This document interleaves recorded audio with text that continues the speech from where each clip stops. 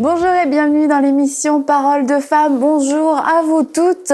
Bonjour Annabelle. Vous allez bien? Oui, très bien, merci. Donc toute la semaine, on va parler de la générosité.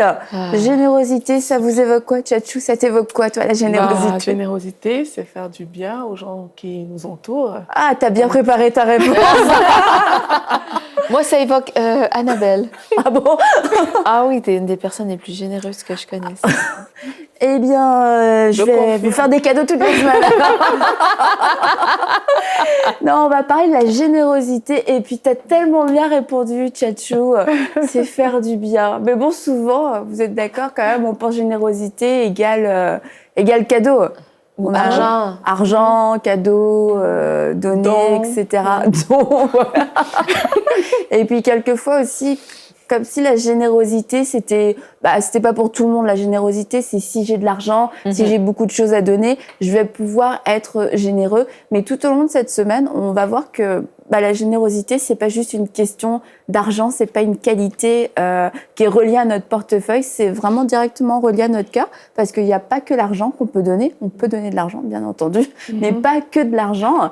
Et puis, je pense que nous toutes, en fait, on a appris au fur et à mesure des années ce que pouvait être la générosité, comment elle pouvait aussi se manifester, parce que quand on en parlait tout à l'heure, Mathilde, tu disais la générosité, ça s'apprend en fait, et c'est pas forcément quelque chose d'inné.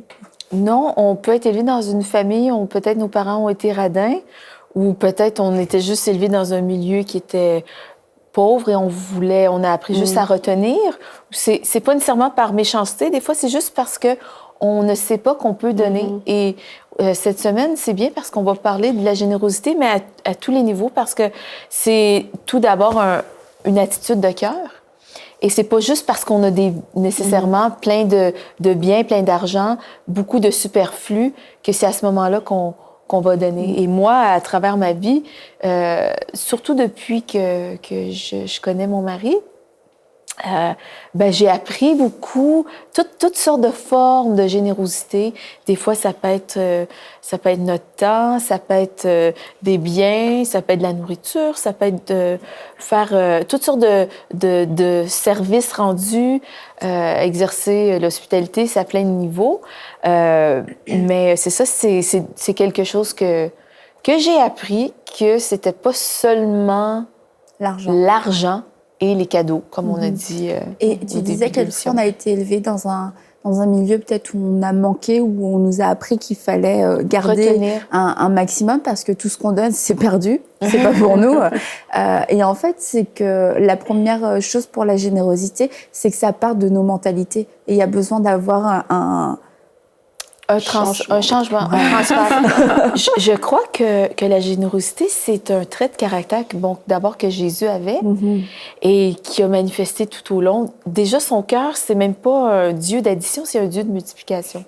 Il a multiplié les pains, les poissons. Il faisait du bien, il prenait du temps avec des gens à qui on croyait qu'on ne devait pas accorder du temps ou même un petit peu d'attention.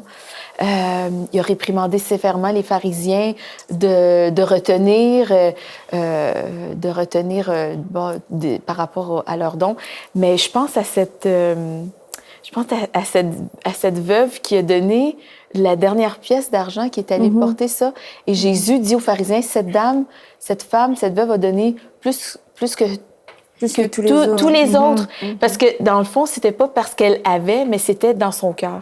Et vraiment, c'est une mentalité à tous les niveaux. Quand on comprend la générosité de Jésus, ça va impacter notre façon de penser, comment on va gérer, comment on va donner de notre temps, comment on va donner de nos biens, comment on va juste entrevoir la vie. C'est une façon de voir les autres. C'est toute une mentalité qui va impacter la façon qu'on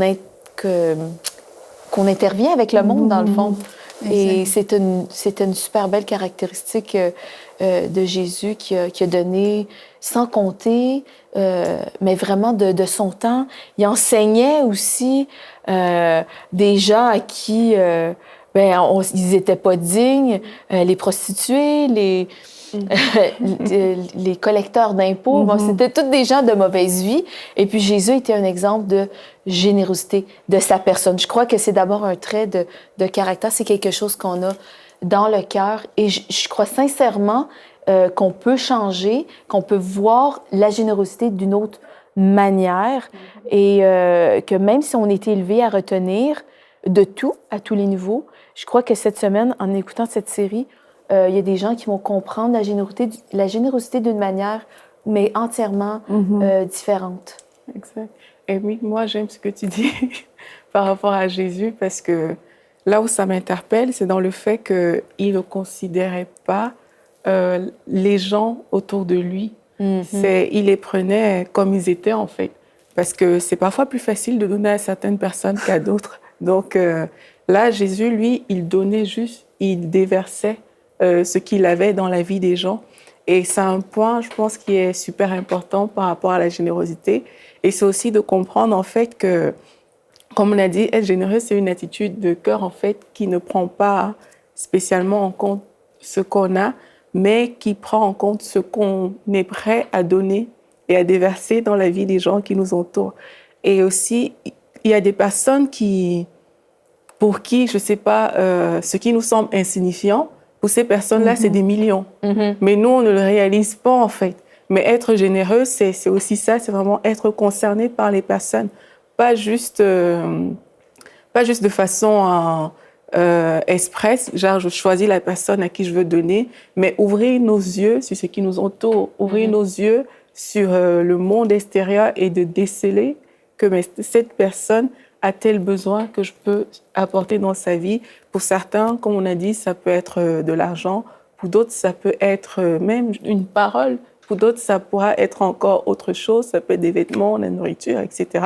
Mais c'est vraiment être concerné par ce qui nous entoure, sortir de nous et avoir le cœur pour les personnes qui nous entourent. Et ça, c'est un axe de générosité que, oui, on retrouve dans la vie de Jésus et que nous aussi, et il faut qu'on apprenne vraiment à manifester, vraiment à quitter notre zone, à quitter... Une zone de confort. C'est ça, notre moi surtout. Genre, nous tous, beaucoup de gens ont un budget qu'ils mettent en place et donner, par exemple, en ce qui concerne l'argent, donner, ça veut dire que je sacrifie vraiment une chose pour que j'y tenais pour faire du bien à une personne.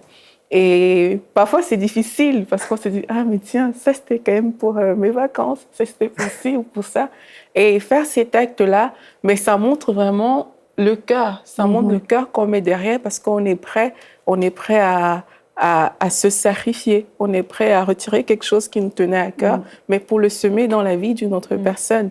Et ça, c'est vraiment des attitudes, une attitude qu'on a appelée à développer. Et je pense que cette semaine, avec les exemples qu'on va prendre et tout ce qu'on va se dire, on va pouvoir semer ces attitudes-là aussi dans la vie des personnes. Et que la générosité est directement reliée à l'amour. C'est pour ça que c'est plus que juste une qualité que l'une ou l'autre on pourrait avoir. Oh, toi, t'es blonde, toi, t'es brune, toi, t'es généreuse, toi, tu l'es pas. Non, c'est pas... Puisque on veut marcher dans l'amour, l'amour va se manifester de différentes façons. Et une des façons dont il va se manifester, c'est dans le désir qu'on a, un désir ardent de donner. Et de se limiter à l'argent, c'est trop peu, dans le sens si je peux donner que de l'argent. Bon, après, d'enlever l'argent de l'équation, c'est pas non plus la solution parce que ça va faire partie de la générosité. Et comme tu disais, comme vous disiez tous les deux, Jésus donnait sans forcément regarder tiens, eux, je peux donner eux. Non, c'est des gens de mauvaise vie, qu'est-ce qu'ils vont faire? Je veux pas gaspiller, etc. Et quand la générosité est directement motivée et reliée à l'amour, on n'a pas cette attente d'un retour sur notre investissement. Je te donne parce que je sais que tu vas me redonner. Je fais ça parce que finalement c'est un investissement. Maintenant je le fais par amour et je cherche pas mon intérêt. Exactement. Et si si je vois un besoin ou si Dieu me met à cœur un besoin, j'ai pas besoin non plus d'avoir une explication, un plan d'affaires, etc. Oui, bah tu donnes parce que ça va rapporter ci et ça et ça et ça. Lorsque Dieu nous parle, bah faut avoir cette sensibilité. Quelquefois, ça peut nous surprendre parce que on peut avoir comme une impulsion pour donner. Et on se dit, mais Seigneur, je peux pas, ou j'ai pas ça à donner. Et là, on va se mettre à raisonner. Ouais, voilà. Mais si le Seigneur nous parle pour donner telle chose, et comme tu as dit, ça peut être des vêtements, de la nourriture, du temps, n'importe quoi. Si Dieu nous dit, je veux que tu donnes cette chose-là à cette personne, bah, c'est que soit on l'a dans nos mains et on ne le voit pas, soit on ne considère pas la valeur de ce qu'on a dans notre main, ou alors... Juste, nous-mêmes, on doit se mettre dans la foi pour recevoir, ok, bah, je veux semer ça dans la vie de cette personne. Tu me demandes, bah, j'attends, Seigneur, je te fais confiance et je crois que tu donnes de la semence au semeur et que je vais recevoir cette semence. Une chose qui me frappe de Jésus, c'est que en fait, il a vraiment personnifié ce que c'était la vraie générosité parce qu'il donnait à des gens à qui il savait très bien de qui il ne pouvait pas recevoir en retour. Et je crois que la vraie générosité, c'est ça, c'est de pouvoir donner à des gens à qui on sait qui ne nous rendront pas l'appareil. Et la vraie générosité donne par amour, pas parce que on sait que s'il y aurait peut-être une petite relation d'intérêt en te donnant ce cadeau, je vais attirer ta faveur ou peut-être que quand ça va être mon tour, ça va être à ton tour de me donner. C'est une cotisation. Jésus, c'est ça, Jésus, il donnait justement aux gens à qui on ne voulait pas donner, à qui on ne voulait pas aider. Et surtout, la générosité, puisque la vraie générosité est poussée, motivée par l'amour, je vais donner à des gens que peut-être que moi, je considérerais pas qui méritent. Des fois, on dit, je vais te donner parce que je trouve que tu mérites. Ouais. Et c'est l'amour de Dieu, on a été aimés inconditionnellement, pas parce qu'on le mérite. Et la générosité, c'est la même chose. Si Dieu nous dit de donner, on va le faire par obéissance et parce qu'on est censé être un canal de l'amour de Dieu. La parole de Dieu dit que Jésus allait de lieu en lieu, il faisait du bien, il guérissait tous ceux qui étaient sous l'oppression, sous l'empire du diable. Et je pense que c'est ça, en fait. Jésus était super généreux et il regardait pas. Il regardait au cœur, tu as besoin d'aide, moi, mon cœur, c'est de t'aider. Il était là pour faire la volonté du Père. Est-ce que tu as été sage? Est-ce que tu as été une gentille fille? OK, là, je vais pouvoir te guérir. Et souvent, on va associer, tu reçois parce que tu l'as mérité. Et dans le fond, c'est cette mentalité-là qu'on veut faire exploser. Ah oui. Et d'avoir le cœur de Jésus qui regardait simplement aux gens qui voulaient donner par amour parce que Jésus était venu pour faire la volonté du Père sur cette terre. Et il y a des personnes aussi qui peuvent s'empêcher de donner parce qu'elles ont été déçues. C'est pour aller dans le sens de ce que tu dis. Ouais. Et il y a des gens qui ont donné et peut-être l'argent qu'ils ont donné ou je ne sais pas, le bien qu'ils ont donné ont été mal utilisés. Mais il y a des personnes qui ont donné et vraiment n'ont eu aucune reconnaissance, aucune gratitude. Et ça a créé comme vraiment, en tout cas, moi, mon argent, mes biens, mais je ne vais plus jamais le donner. Si c'est comme ça, si après avoir donné, c'est comme ça qu'on me remercie, c'est bon, la porte est fermée, c'est fini. Mais en faisant ça, en fait, on s'exclut de ce que Dieu a prévu, en fait. Parce que, comme tu disais, c'est pas en soi un investissement. C'est pas, je le fais pas par rapport à moi, mais je le fais vraiment par rapport à la personne en face. Et l'attitude de la personne en face ne doit pas changer ce cœur-là que Dieu a mis en moi. Si Dieu m'a demandé de donner, que la personne réagisse bien ou pas, peu importe en fait, parce que moi j'obéis à Dieu et la personne peut faire ce qu'elle veut. Il y a même des gens à qui on donne des trucs et ils t'insultent. C'est certain. Après... Moi je considère que merci c'est un bonus, c'est un plus. Tiens, je te donne ma voiture. Ouais, franchement t'aurais pu faire le plan. Mais si on s'arrête à ça, on ne va plus jamais rien donner. Et c'est vraiment important de passer au-dessus de ça et vraiment de faire Jésus disait quelle gloire il y a à aimer les gens qui nous aiment, à aider ceux qui vont nous aider, à donner à ceux qui vont pouvoir nous rendre. Bon, quand tu le lis comme ça, quelquefois ça peut sembler, bah oui, c'est vrai, mais dans les faits réels, c'est pas si évident que ça. Tu donnes et là, pas de merci, en plus une insulte. C'est dur. Vraiment, d'où cette nécessité, en fait, de faire ce que Jésus nous demande de faire, tout simplement. C'est plus facile d'aimer ceux qui sont aimables, mais aimer en donnant de n'importe quelle forme de générosité et qu'on n'a pas de merci ou de reconnaissance, ben, je crois que c'est la vraie générosité quand même. C'est le vrai cœur de Dieu, c'est d'aimer sans rien s'attendre en retour. C'est aimer, il y a pas, comme tu dis, il n'y a pas de gloire à aimer quelqu'un qui est aimable. Oui, c'est facile. Enfin, ça va être beaucoup plus facile en tout cas. Très facile. Et on parle de Jésus depuis le début de cette émission, un modèle de générosité. Et comme des personnes ne méritaient d'être guéries par Jésus, personne ne méritait qu'il puisse te parler, te dire tes péchés sont pardonnés quand il était là sur cette terre. Mais plus que ça, il a donné sa vie pour tous les hommes. Et là, c'est sûr, il n'y a personne qui le méritait non plus. Et puis, il y a des gens, quelquefois, ils souffrent comme moi, il n'y a jamais personne qui a rien fait pour moi. Il n'y a jamais personne qui me donne quelque chose. Et puis, quand on enseigne ou quand on partage sur ce genre de message, c'est tout le temps ça qui ressort. Ouais, c'est bien beau, mais moi, j'ai déjà donné. Puis, comme tu as dit, Aurélie, j'ai donné. Moi, on m'a jamais dit merci. J'ai donné. Et franchement, j'ai juste eu du mépris en retour.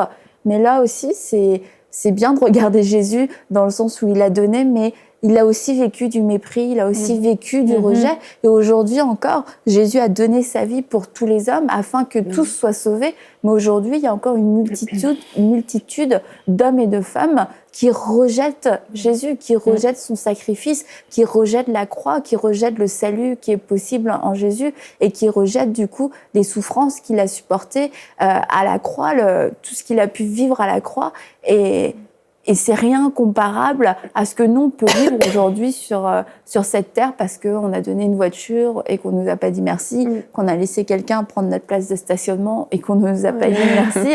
C'est que Jésus lui-même a vécu ce rejet et ce manque de reconnaissance. Mais c'est pas pour ça que Jésus, entre-temps, a repris sa vie, a repris son sacrifice, a enlevé sa grâce, a dit bon là, désolé, mais franchement l'humanité vous réagissez trop mal, vous en valez pas la peine, je reprends tout ce que j'ai fait. Non, la grâce est toujours disponible aujourd'hui et le salut est toujours disponible pour vous. Et si vous vous dites moi j'ai jamais reçu Jésus, et j'ai jamais vécu cette générosité. Je me suis toujours sentie seule. Sachez que Jésus a donné sa vie pour vous. Il a donné sa vie pour vous personnellement. Il a dit il n'y a pas de plus grande chose que de donner sa vie pour ses amis. Et c'est pour ça qu'il s'est donné pour vous à la croix afin que vous ayez la vie éternelle. Et si aujourd'hui vous croyez que c'est ce que Jésus a fait, qu'il l'a fait pour vous, et vous croyez que Jésus est mort à la croix, qu'il est ressuscité, et que si vous croyez en lui, vous avez la vie éternelle, vous allez prendre la plus belle décision de votre vie. Et le rejet, le mépris, la solitude, toute cette mentalité de manque n'appartiendront qu'au passé. Aujourd'hui, vous pouvez prendre un nouveau départ avec lui. Vous pouvez inviter Jésus à venir dans votre cœur. Il a déjà fait toute sa part. Il a déjà tout donné. Il a déjà donné sa vie entière pour vous. Et la seule chose que vous avez à faire aujourd'hui, c'est de croire de tout votre cœur et de le confesser de votre bouche. Oui, Jésus, je crois que tu es mon sauveur. Je crois que tu es mort à la croix pour moi.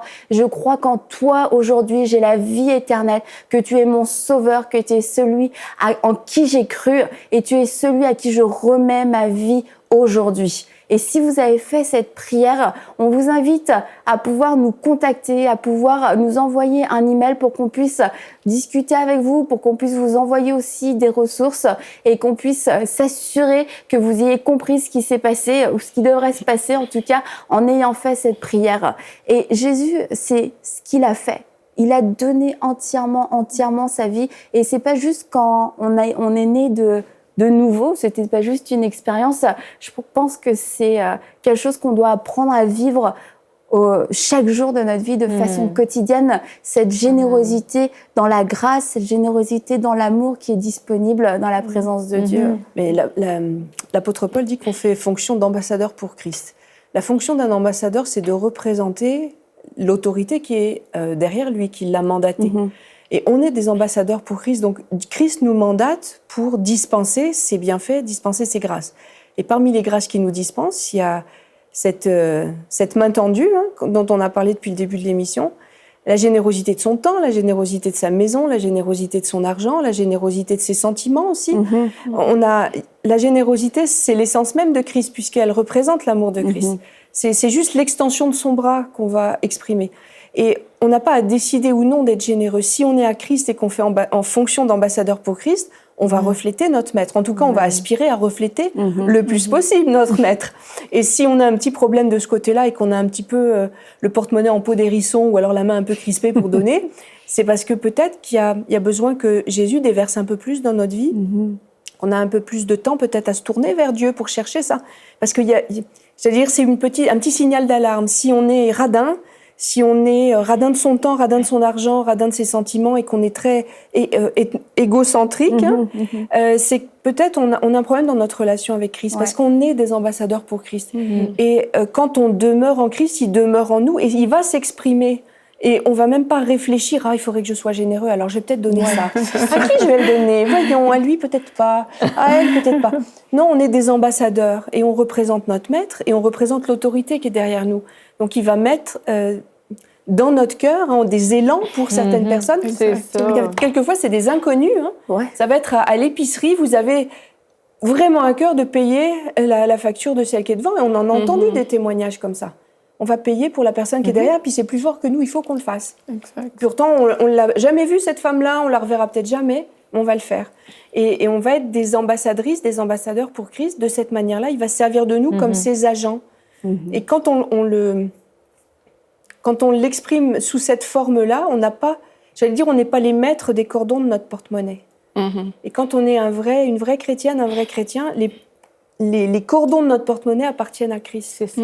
Et quand on comprend... Oh, pardon, Aurélie. Ben, vas-y. Mais quand on fait... Quelle générosité! Quelle grâce! Non, mais c'est juste quand on comprend, puis je rebondis sur ce que tu dis, Anne, quand on comprend que tout ce qu'on a, c'est Dieu qui nous l'a donné, eh bien, nous, on fait juste être de bons gérants de ce qu'il nous a confié. Exact. Et on a tous 24 heures dans une journée. C'est à nous de bien gérer ces 24 heures selon le cœur de Dieu. Et c'est tout le salaire qu'on reçoit, toutes nos rentrées d'argent, je considère que c'est lui qui nous le donne. Donc, si lui nous demande, on a, en fonction d'ambassadeur, un cœur obéissant, à bien le représenter. Et je trouve ça super quand tu parles d'être des ambassadeurs, parce que absolument, le cœur de Dieu est tellement grand. Et son cœur, c'est de donner. Et souvent, on a réduit Dieu à juste un Dieu de punition, un Dieu sévère et fâché. Mais Dieu, c'est le Dieu de l'amour. C'est le Dieu amour, il est amour. C'est sa nature même. Et donc, la générosité, c'est juste l'extension, c'est un trait de l'amour de Dieu. Une des expressions. C'est une des expressions. Voilà. Puis des fois, ça peut se traduire, la générosité va se traduire, des fois, c'est ça, c'est de payer pour la dame qui est en face de nous, qui n'arrive pas à trouver toute sa monnaie. Une fois, moi, je suis allée au magasin et il y avait une dame devant moi, sa carte a été refusée. Et là, d'un seul coup, j'ai senti mon cœur être saisi. Je me suis dit, non, c'est les émotions. C'est les émotions. Mais à la fois, quand tu sens l'impulsion du Saint-Esprit, tu sais que tu sais. Puis à la fois, un petit peu la panique, un peu de tout, tu vois, qui s'entremêlent. Et le temps passe, la dame finalement s'en va, met son chariot de côté. Je lui dis, non, c'est sûr, Seigneur, tu veux que je paye son chariot, c'est ça, hein? Oui, c'est ça. Et du coup, je vais à une autre caisse, je dis, je vais prendre le chariot de la dame. Et là, le ticket n'en finissait pas. je suis sérieux. Peut-être pas toucher à rien. Et sérieusement, ça n'en finissait pas le. C'était un ticket long comme ça. Je dis, c'est pas possible. Et franchement, c'était une somme folle pour des courses. Je dis, ah ouais, bah non, mais je vais aller jusqu'au bout. D'accord, super. Et je me suis dit, si j'avais su le montant à payer, je serais jamais dit à la même. Les émotions. Une autre émotion aurait pris le dessus. Mais là, marchant dans l'ignorance et dans l'innocence, j'ai envie de dire, bon, j'ai senti l'impulsion du Saint-Esprit et j'ai obéi, mais sérieusement, quand j'ai vu le petit caisse, quand j'ai vu le petit caisse dérouler, je me suis dit, c'est pas possible. Je me suis dit, là, c'est sûr, on a passé la barre des 100, la barre des 200, oula! Mais sérieusement, si tu l'avais pas fait, Annabelle, je pense que tu te serais senti mal. Oui, je sais pas pour vous, mais si vous êtes pas obéissante, moi, qu'est-ce que ça fait, c'est que bon, quand j'attends un petit peu trop longtemps, là, c'est mon cœur qui se met à battre hyper fort. Et là, si j'ai passé le cap de, admettons que la dame serait partie, et puis là, il aurait rangé le panier, ah ben là, j'aurais eu un de ces mal de tête. Mais une migraine. Et là, ça m'est déjà arrivé de pas obéir au début de ma vie chrétienne. Et là, je trouve le sentiment, le feeling est terrible. C'est terrible. J'aime mieux être obéissante parce que je sais qu'avec ça suit aussi juste la bénédiction d'avoir la joie d'avoir donné. Parce que vraiment, il y a tellement plus de joie à donner qu'à recevoir. Et c'est pas juste une phrase cliché, il y a tellement de joie. Je suis certaine, tu sais, la facture était salée pour toi, mais je suis certaine, après, tu as eu un sentiment de satisfaction extraordinaire d'avoir accompli la volonté de Dieu, d'avoir été une agente de l'amour. Il y a quelque chose de la dame me dit, ah, mais vous êtes gentil. Et là, parce que... c'est vrai, non, mais j'ai l'air un peu... Je dis, non, mais c'est pas moi, vous savez, parce que j'ai dit un truc du style, oh, moi, j'aurais jamais payé vos courses. C'est l'argent de mon père. J'ai dit, non, mais c'est parce que je suis chrétienne, et puis, vous savez, c'est Jésus qui a payé vos courses. Mais j'ai dit, en plus, un truc, moi, je les aurais jamais payés. Mais pour dire que, c'est ça, c'est une générosité. Si t'es comme moi. Tu repartais les mains vides. C'est que c'est pas une générosité qui va être intellectuelle, qui va correspondre à nos critères. Quelquefois, c'est même des choses qu'on n'achète pas pour nous-mêmes, qu'on ferait pas pour nous-mêmes. Et c'est pas ce qui nous arrange, ce qui nous fait plaisir. C'est que Dieu voit au cœur des uns et des autres autour.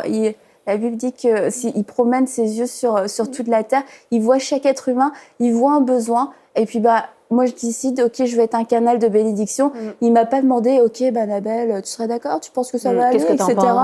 Non, c'était le besoin de cette femme a besoin d'être répondu. Tu as voulu être un canal. Voilà. Sois un canal, ma fille. Tu l'as été, hein, pour être un canal. Donc, on va poursuivre toute cette semaine sur la générosité et demain, on va parler de cette générosité matérielle et financière, comment on peut aider et puis aussi partager des témoignages, comment on a pu bénéficier de cette générosité et de voir comment Dieu manifeste son amour sans rien retenir. Cette semaine, nous allons apprendre à devenir des donneurs et des donneuses avec le cœur de Dieu. Alors, à demain pour une prochaine émission de Paroles de Femmes.